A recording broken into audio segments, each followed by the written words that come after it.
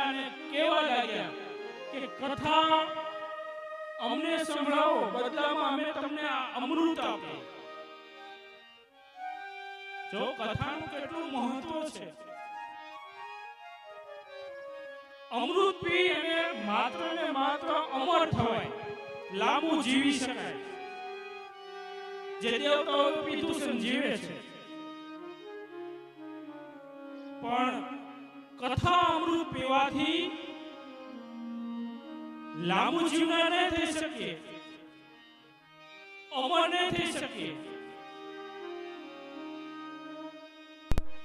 પણ નિર્ભય થઈ શકશે.